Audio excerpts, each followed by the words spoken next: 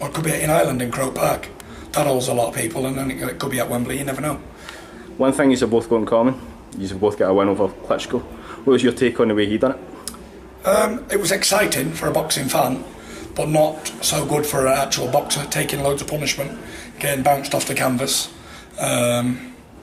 It was good for me because it was the best result. He got a load of mileage put on the clock and got the win, saved my money in the bank, and it was what it was. He got exposed a bit too.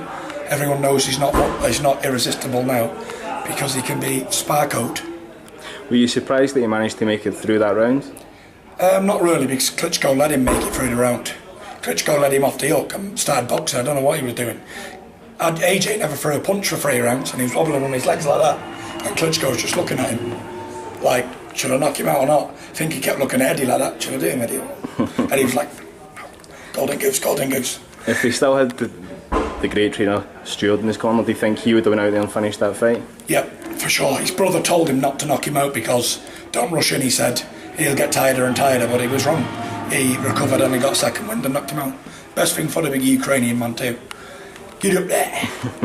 Well, you famously went and changed the heavyweight landscape when you went to Germany and ripped the titles from him. So, you're looking forward to getting back and reclaiming what's yours?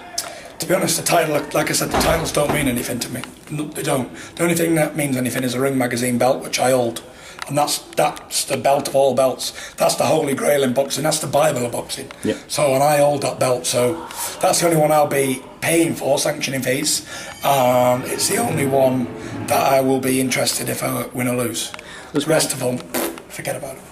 There's been a couple other interesting situations in the heavyweight division. What was your take on Tony Bellew and David Haye? My prediction was true. I said Tony Bellew would knock out David Haye, and he did. David Haye's not a boxer, he's what you call a player. He plays at boxing, plays at all other crap as well. So he got the best result that was made up for the Bomber. Bomber bombed him out. Is that a fight you'd be interested in, the Bomber? The Bomber fighting me it's a fight I'd be interested in because of the money, but it's not really a fight. I could beat Tony Bellew, no disrespect Tony, but I'm 6'9" and I'll be 18 or 19 stone. So Tony Bellew's 6'3" and about 14, 15 stone. So it's not really a contest, is it? The reason I brought it up is I'd heard some sort of whispers about it a few months back on Sky Sports. I don't know if there was any... I've heard some whispers myself, but I've never been contacted. I keep hearing that we're in talks. I'm like, are we? I don't know if we are.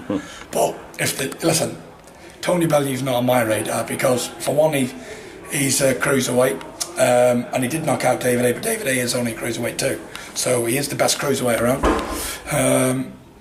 But if they want to fight, no problem. Let's get it on. One other man I need to ask you about as well is the American. Yep. Deontay Wilder. Is he still an interesting proposition? They're all interesting propositions. They're all big fights. Wilder's a big puncher. He's active. WBC champion. So yeah, it'd be interesting. They're all interesting fights, but to be honest, they're all very beatable and very vulnerable fighters, as we saw. We've seen Wilder be flattened in the amateurs, and we saw AJ be flattened as well. So they're all very vulnerable and winnable fights. One good man will annihilate the lot, and that good man is this big man. I actually just spoke to Hughie there. As a family, how proud would it mean to be you? Sorry, as a proud family man, how would you feel if the both of you were active world champions? It'd be good, very good. Hughie's going to win the world title in 22.